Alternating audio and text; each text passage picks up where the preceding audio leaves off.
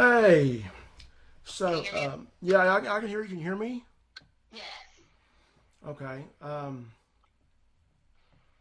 so I have moved offices. I'm in a new location just starting now.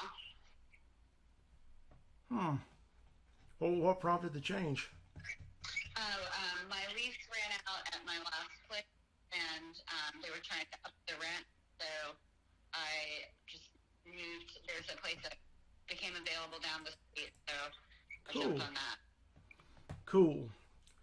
Yeah. So right now Well, you just got a phone. You don't have access to any of my docs. Um. well, I'm chatting with Spectrum right now. They're supposed to password and hopefully I'll be able to sign off in a minute. Oh, But you talking about your password to your Wi-Fi? yeah, Yeah. There's you said you're not doing well. Well, it's like I'm just getting wore down. You know that I'm in a real this fight, my condition, the fact that I cannot that I have to live with somebody like my mother, and I don't like being up when she's here because of my distress, and I have to constantly turn my sleep over, and just the whole thing with the stress, of having, it's like again I've got a superpower nation fucking stalking me, it's like a liability for these hugely powerful people, and I never know what they're going to do. I can always assume they're up to something. And and again, these are people that they're accountable to nobody. Okay, and they are incredibly powerful. They're rotten as hell, and they're merciless and cruel, and it's just a stressful not a good situation to be in. And what happens I'll get a sense somehow that they're up to something. Sometimes it's just an intuition, like these people, or sometimes it's like something that I see that happens that somebody's acting odd with me, and I think, what's up here? There hasn't been. I would have to think, but overall, it's like the overall trend is they're up to less and less over time. They're more and more sort of leaving me alone, but you better believe that when they're leaving me alone, it's a tactic.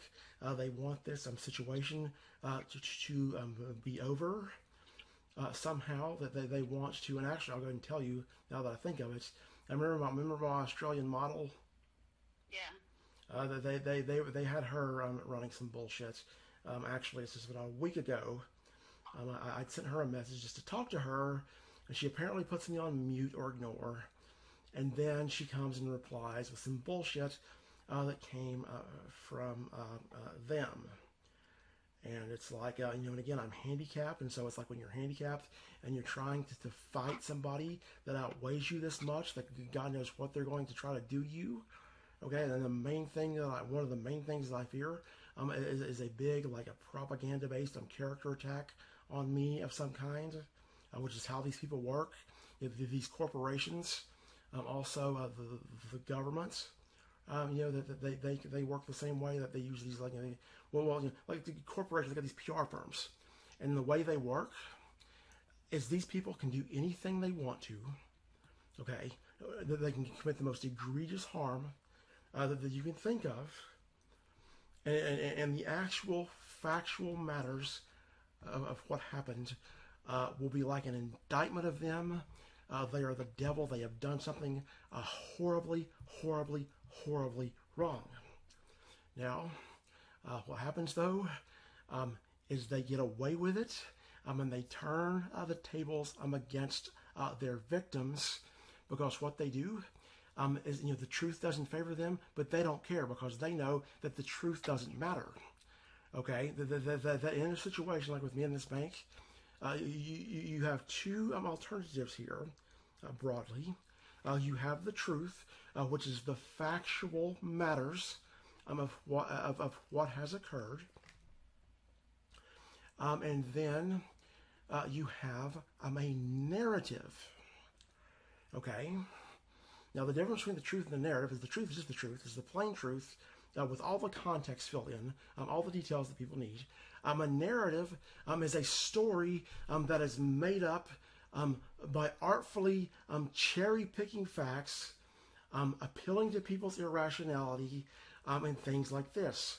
That they can take the most damning situation that you can possibly think of and put it and cherry-pick facts and use different influence techniques and stuff like this, and weave it into a narrative. Like what with me again, they've mercilessly abused a disabled person for years. Okay, these are like the most despicable pieces of shit you've ever seen in your life. But they'll turn it around and have the whole fucking world turn against me. That I'm a fucking demon by cherry picking facts. And I've inadvertently, and of course I know this is what they're doing, even as I'm doing it. Once we get to a certain point in this, when I'm talking to the Justice Departments, and I'm sending them these audios. But I'm sending them these audios where I'm begging for help. I'm explaining my situation. I'm doing this, I'm doing that. And of course, like I said, I've sent them audios where I threaten to bomb them. I've sent audios where I adulate them. Every audio under the sun, every topic you can think of. Sometimes I'll been up all night and I'll just sit here and just rattle or ramble on about some trivial thing. I get on tangents. And so they've got hundreds of hours of audio of me. Okay, and what they can do there is they've got ample, plus I've got videos online that I've published. And what they can do is they can cherry pick pieces of those audios. They can cherry pick pieces of my videos. And again, they've got a lot of material to cherry pick. And then, of course, the other thing is they've got these experts that they hire. And I already told you how this works. These people, they care about their own interests and nothing else. And everything that they touch serves their interests. But they'll represent these experts, and they can have a whole team of them. They can have as many of them as they want. Again, they've got $200 billion cash in this bank's cash account. They can afford all the psychologists they want, all the experts, all the whoever, and it's they'll represent these people as independents. So they'll have expert opinions that come and tell about how I'm this a psychopathic evil killer, and Bill Van Hoy's got to have Jenny call me, and then they play these clips of these audios. That they've got, that you can take anything. I mean, you take your life story, you take a section that, I don't know what your situation is, but you take some random woman that's had a relationship. Like for instance, there's this Amber Heard and Johnny Depp thing. And I don't know many details about it, but what everybody says online, all of these feminists who are really on point, like the ones, I've got a lot that they got expertise and abusive men. Okay, and what they say is like Johnny Depp has absolutely, he's abused the hell out of this woman, terrorized her for no reason, all this violent behavior, all of this stuff, but she's a human being too, and when people treat you like shit, they've got different audio clips of her saying nasty things to him, threatening him, and stuff like this. Now again, I don't know the actual facts of this, but assuming that is the case, that Johnny Depp is unequivocally the bad guy, okay, but like a factor of 100, and she is unequivocally the good guy, that all of her bad behavior results from her just breaking, from not being able to cope with what he put her through, which that's how a lot of these abusive relationships are, or the ones that are abusive, that's part of the course. Okay, but Johnny Depp, Amber Heard is made out to be the devil. Okay, all these people that are against her, these people that are watching this court trial, they're playing this. I mean, it's the same tactic that they've got these clips of her, that she lives her whole life, and she's got a 5-year relationship or a 10-year, however long, 5 or 10 years worth of, interactions they've got. And they've got a handful of clips of her threatening him, saying, I'll chop off your balls or something like this. Hello? Yeah.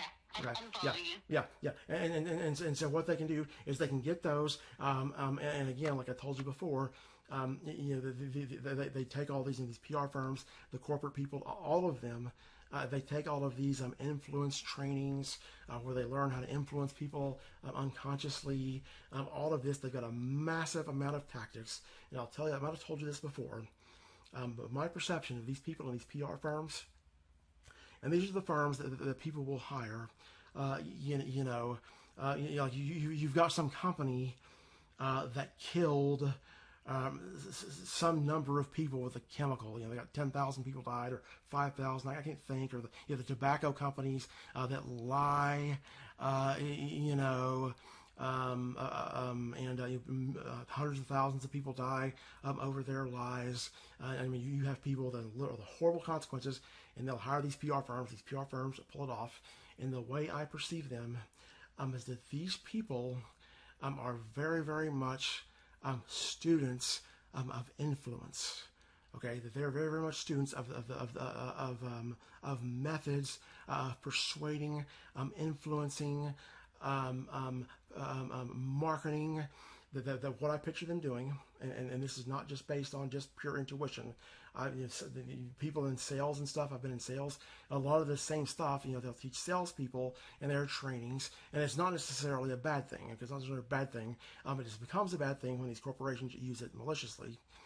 But it's like these PR people, it's like they get everything they can get their hands on. So they're reading stuff about marketing. They're reading stuff about hypnosis. You have these pseudoscience stuff that comes out. Like if you go on Amazon.com and search for like dark mind control techniques, you'll have someone who sounds like a fruitcake who's wrote a book about how to subconsciously control. Hello? Yeah, I was just laughing when you said it. Yeah. Well, yeah. So and again, they're going to look at that. They're going to test everything. They're going to try everything. They're looking at Nazi propaganda. Okay, it's like they're looking for everything, because again, these people get paid a lot of money, and I get a sense it's like they've got a passion, and a lot of these people that teach this stuff have got a real passion for this stuff. So it's like they make a sport out of being able to convince anyone of anything. It's like you give me any set of facts about your conduct. Okay, and give me any set of facts about the victims of your conduct, and I'll whip it up like magic. I'll have you looking like the good guy. Interview with a tobacco CEO. It was about the 1960s, 1970s, 1980s, somewhere in there. And they were talking about, sir, they say that your product, when used by pregnant women, ends up in a lower birth weight. Okay, that their babies are born with a significantly lower birth weight. And what this fruitcake says, he says, well, a lot of women like smaller babies. Okay, so they do fruitcake stuff like this, where they just make shit up that sounds crazy, but they also do this stuff where they deny. It's like, it's all the same tactics. With tobacco, they deny that it's bad for you, okay, and they've got, like people that are doing research for them that know it's bad for you. They stalk them and send them death threats. Then when the denial doesn't work, they move to uncertainty. We can't be for sure, okay? And once we've exhausted everything, it's like, okay, here's the deal. The actual in fact situation that we're never going to get out of at this point is that if you use our product as intended, it's going to kill you. Okay, and it's very likely you're going to have a very, very slow, painful death with lung cancer. It's a terrible condition. So once they get away with that, they move the focus away from health and make it an issue of personal responsibility. So it's like you're responsible for yourself. Okay, everybody's responsible for their self, and this is all these different laws about tobacco, where they fight this, they push this law, they fight this tax, they fight this health warning. Everything that they do, they just to turn it back. It's like you can take anything up and dress it up to sound real nice. Okay, that's kind of appealing to me, because I don't like people fucking with my life. It kind of has an inherent appeal to say people are responsible for themselves. They ought to be able to do what they want to do. But that was another one that came out of the PR industry. And even before that, the origins, by the way, of the PR industry goes back to a man named Edward Bernays. I think his name was Edward. I'm pretty sure his last name was Bernays. But he was a kinfolk of Sigmund Freud. Yeah. Oh, here we go.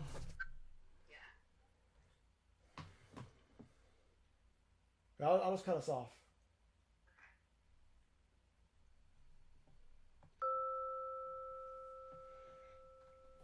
Okay. Okay, cool, yeah. So he was a kinfolk of Sigmund Freud. There's a documentary on YouTube about 3 hours long called The Century of the Self. Okay, but he basically applied these Freudian unconscious concept ideas to the purposes of what he called at that time. He called it propaganda. So it was literally, he named his field propaganda, and then that got a bad name. They changed the name to public relations. So public relations is just propaganda with a new name on it. And this documentary is very fascinating. But one of the first things that he did was for the tobacco companies, and it was in the 1920s. But you have all these men are smoking cigarettes. It's considered a thing, it's cool and kind of masculine for men to do. But it was considered, if you're a woman who smokes cigarettes, that's like a vulgar, nasty thing. And so no women want to smoke cigarettes. And the tobacco comes to Edward Bernays, tobacco companies to Edward Bernays, and it's like, we're missing out on half our revenue here, because half of society is not smoking cigarettes. Now, let me tell you what he does, and this worked. He got the outcome that he wanted following this propaganda technique. Okay, women started smoking in much greater numbers. Okay, but what his theory, and I'd have to look at the documentary, that exactly was roughly this: that to women, that a cigarette was a symbol of a phallus. And it triggers this oppressive. It's like a symbol of male oppression. Male oppression? Yeah, male oppression. That somehow, that they fools with these concepts. It's like their unconscious mind sees this as a cigarette as a phallus, and they somehow connect this to being oppressed by males or something like this. So what Bernays advises these people to do is they get with a newspaper. And it's like, I think it's like in a Macy's parade or something that's going on. But there's some big events, and he has these attractive women, and they've got, it seems like they have these things that they're twirling, and they're smoking cigarettes, and blowing the smoke into the air, and kind of like a very, they're looking kind of empowered, Talkative, and defiance. And the headline, this was the cue. This was one of the main pieces. The headline was "Young Suffragettes," and I can't remember the rest of it. Like, young suffragettes do this. I can't remember what it was. But the point is we're going to frame smoking cigarettes as being an act of defiance against male oppression. Okay, that's the reason we give them this title, suffragettes. Okay, and this is absolutely batshit insane, but it worked. But this is the kind of shit that they do. And Edward Bernays, he was able to do all kinds of stuff like this successfully. Okay, and what I find interesting about this, this is one of the things I find interesting about Freudian psychology. I don't know much about it, but it's like batshit crazy. Okay, it's like the sense that I get of it, and I think this is kind of correct. It's Freudian psychology. The only thing that he got right was that we have an unconscious mind. Okay, like that broad point he got. But when he gets to this stuff, that babies want to have sex with their mothers, and this causes stuff down the road, of psychological problems down the road. It's like he is just full of absolute and total bullshit. Okay, it's like this stuff is just not true. Okay, but strangely, even though his therapies are all based on stuff that's like out of this world, if you follow his model, you can cure people, you can help people, you can soothe people's unease. You get outcomes that you want, whether you're a therapist or you're somebody trying to brainwash the public. So you got the email that I sent you? Yeah. Which one? The last one, it's got scrap those two. Okay, and you've got a bunch of documents there, and I've already sent you all of these, so if you've got a folder, you've already got them. But you know how my documents are numbered? Okay. But I'll show you this because we don't have much time left. Let's go to documents. Let's go to documents.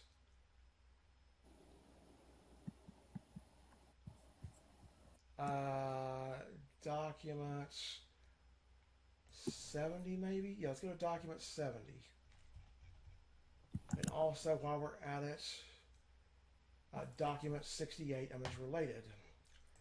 Well, let's go over this real quick, because this is about what's happening with me here. Well, you remember back, I was around May of last year, I think it was, and I told you how about this little woman in the Philippines, and they offered her a bunch of blog followers. You remember that?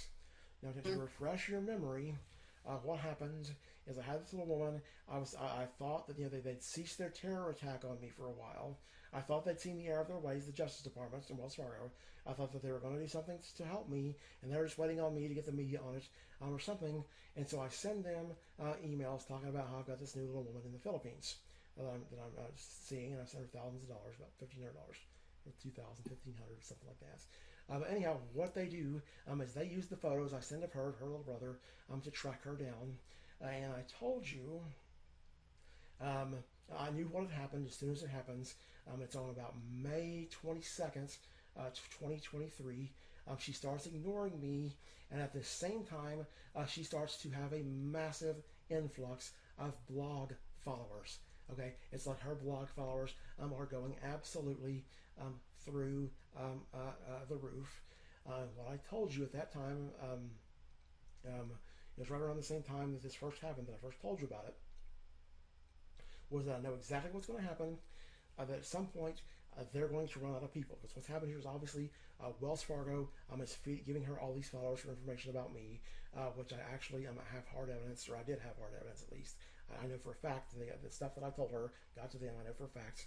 But what I told you is they're eventually going to run out of followers, and this massive influx of followers that she's getting, because she's getting like this huge, way like exponentially more followers, it's going to all of a sudden slow down. It's like if I put it on a graph, you're going to see a big spike in members, and then it's just going to topple off, okay? So it's like we've got 3,000 members a day coming in every day, and then all of a sudden we've got not members, followers. So if you go to this document, number, what was the number again? 60, the document 70. This is her followers count. For each month, I made an application that would track the monthly followers. And so the middle column is the cumulative followers, and the last column is the followers gained for that month. Now remember, it's in May of 2023 that she goes silent on me. It's also very important to note here that I don't have historical numbers as to what her followers count was. I know she started her blog in December of 2019, so I know that for sure. And I have a hard number from like May 3rd, I think it is, May 3rd, 2023. She had 300,000. Okay, so that's why if you look at how many followers gained from 2019 all the way up to 2023, before we get to May, it's like really consistent. That it all depends on how many days there are, because she's getting this. I just have to, basically what I'm doing is as I'm plugging in on my application for like May 3rd, I'm plugging in 300,000 followers, and it's having it do the math in reverse. Okay, so it's going to be the same. But if you look at go look at April 2023, on April 30th, 2023, she has 299,272 followers. Okay, then the followers gained, she has 7,275, which is fair enough. And then you notice all of a sudden in May of 2023, look how her followers, they go through the fucking roof. She gets 56,000, 57,000. Then in June, she gets 136,000. Okay, then in July, she gets 76,000. Okay, and then here in August, she only gets about 8,400. That's like right here is where we top off. And you see I'm all the way, and I didn't expect this. I expected a slowdown and possibly a gradual small decrease, but she starts to lose followers every month. And as of right now, you see here on 3/31/2024, as of right now, she's down to 547,000. So if I plug these new numbers into my application, it's going to tank even further. And what's funny about this is if you go to 5/31/2023, 6/30, and 7/30, actually all these months where she goes up from May to August, you add up these followers, and it really, really comes close to the total number of employees for Wells Fargo. The Wells Fargo has about 247,000 employees, and And also, they've got contractors who are non-employees. So when you take the contractors that are working, I can't say, I can't prove that they've done this. This is one theory as to what they've done is they said, hey, they've got every single team that they work with at Wells Fargo, every single department said, hey, we've got this girl that's got a blog. We want you to follow her, and that's why the account slowed down right about at the time they'd given her that same number. Okay, but you see my reasoning here that this is obviously okay. This is all more suspect shit, piled into suspect shit. That she has. I mean, watch this like a 10 times. Okay, she's got what a 1,000% gain in followers all of a sudden. As of June, or 2,000%, and then magically it's like why the hell?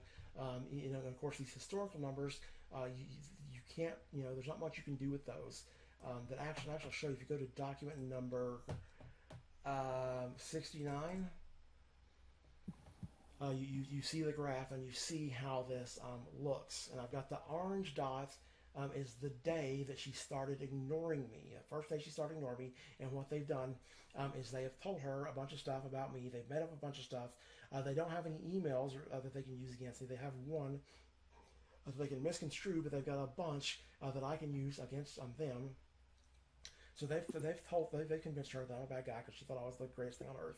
That's what they've done, and they've offered her these followers. And the benefit of these followers, as this evades their bookkeeping.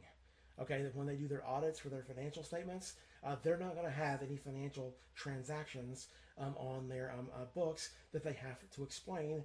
So that works out.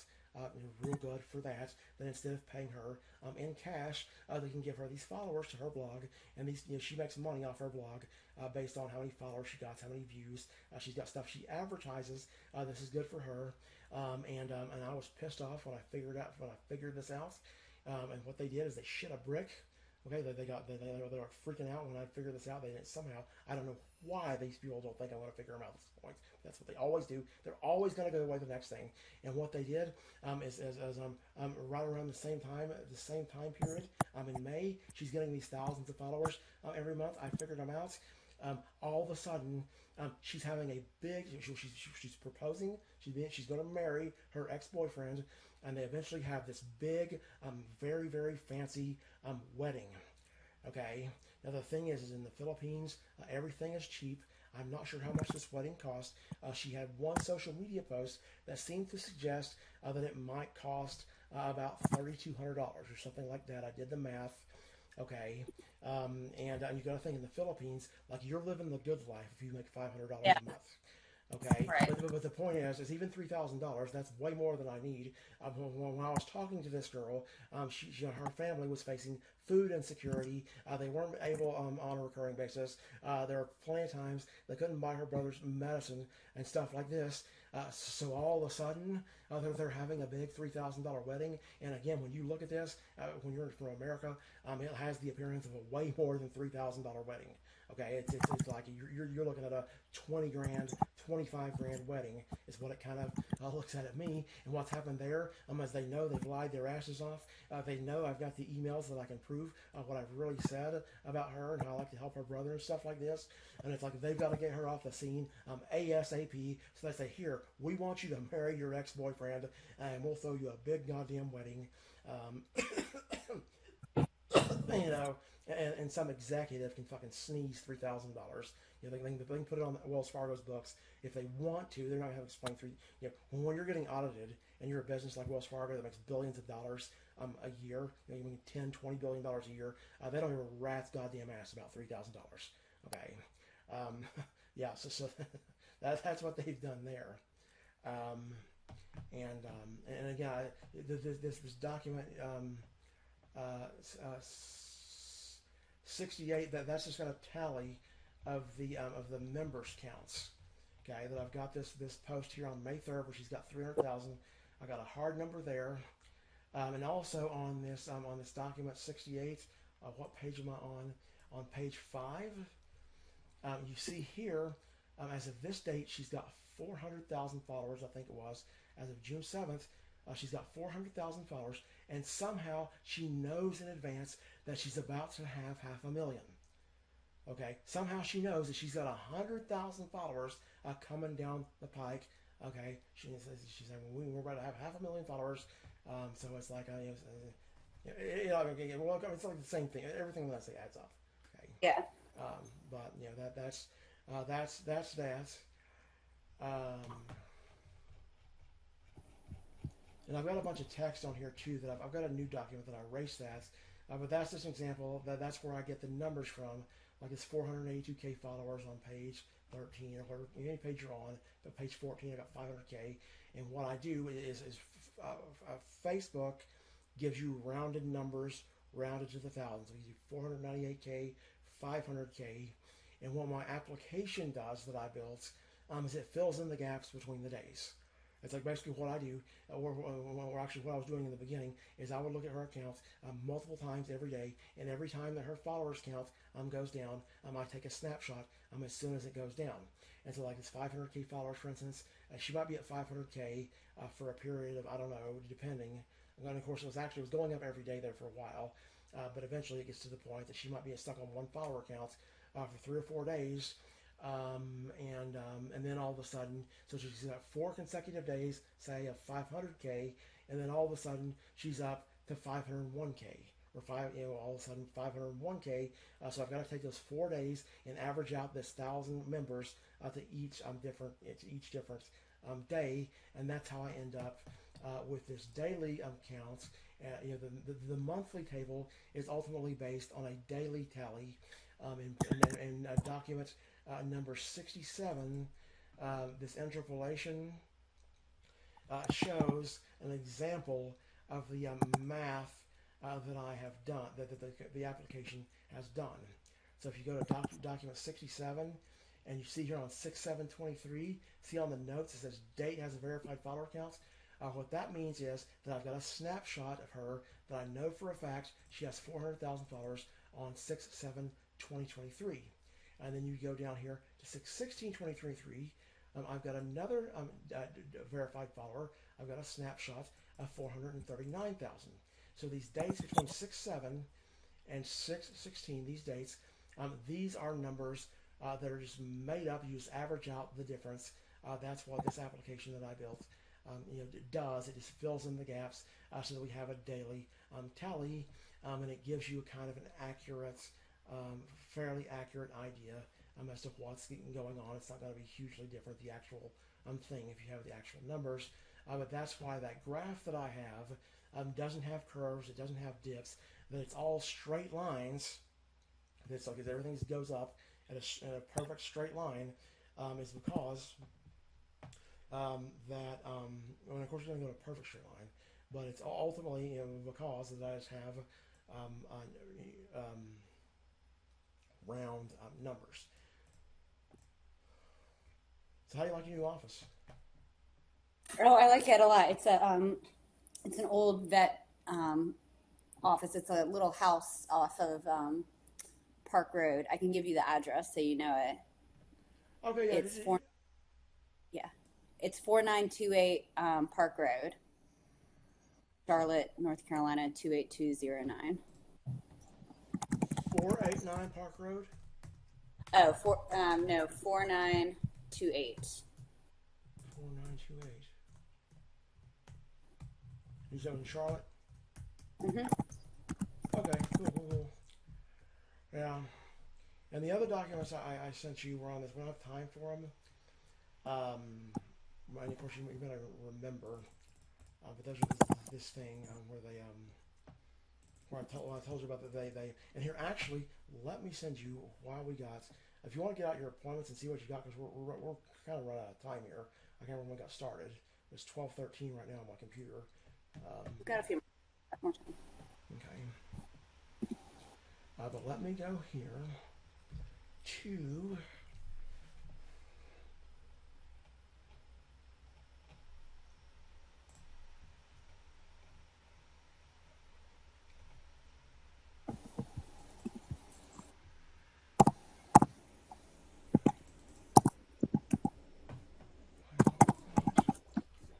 about to send you an email.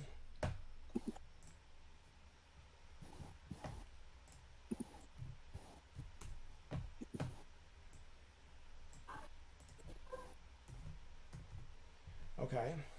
So this right here, I've told you about how I have this acute ability to read into people's behavior and kind of figure out what they're up to and stuff like this from the words they say, the way they act, and stuff like this. And I told you about how did you get the email?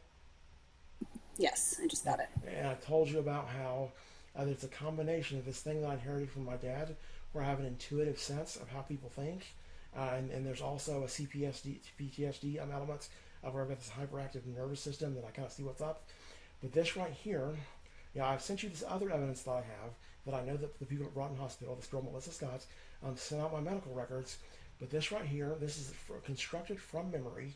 What you're looking here, this conversation with Broughton, this is what initially clued me on to this. Okay, that this conversation right here, after I had this conversation, I knew for sure, for 100% sure, no doubt whatsoever, that this girl had sent out my medical records. And basically what I do is I just call and tell her, I call and talk to her, and I tell her about how that I think that my former employer may try, or they are trying, or will try, or possibly have tried, to illegally obtain my healthcare records from your hospital. Will you check something like this that I say? You see on the conversation there. And I'm talking to her name, Melissa Scott, the Release of Information Clerk, and she gives me a series of answers in this conversation. And from these answers, it is literally, I can tell you that for 100% sure, it's not a 99.9%. It's not a 99.9999, 999 with 100 nines at the end. It is no less than 100%. I would bet the fate of my immortal soul for eternity against a single penny. Okay? And when God Almighty issues the verdicts, I'm going to heaven 1 penny richer. Okay? Okay? But this is the kind of thing that I picture this. I've explained to you some of these things about how I have this intuitive sense. I've even given you examples like with Jenny and the Facebook thing where she says that she calls them and stuff. Okay, that stuff. If people want to explain some of this, they understand it. But I tend to think that most people have no idea what the hell that I'm talking about when I say that the contents of this conversation lead inevitably that there's no chance, that there's no way on earth that someone who did not send out my medical records illegally would behave as this girl does. Okay, but we're out of time. But maybe you want to look at that, and I'll send you the answer key of my. I've got a video where I explain how I deduce what she's doing. Okay. What you got? Let me see what I'm getting paid. And this being on cash constraints fucking sucks. And my mother's still taking my money. So here, I'm going to get paid on the 14th. Yeah, so I get paid on the 14th of next month. So what do you have on the 14th or later? I have a 10:45 on the 15th. That's perfect. Okay. All right, but yeah, look at that chat if you want to, and try to figure it out. Try to look at it and see if you can see the clues that I see as to how this woman is blatantly. It's like she is guilty as sin. She's screaming it like a megaphone. And after you do that, just tell me, and I'll send you my interpretation where I do my analysis, where I show where she's giving away what she's up to. Okay. All right, cool. All right. Bye, Clint. See you.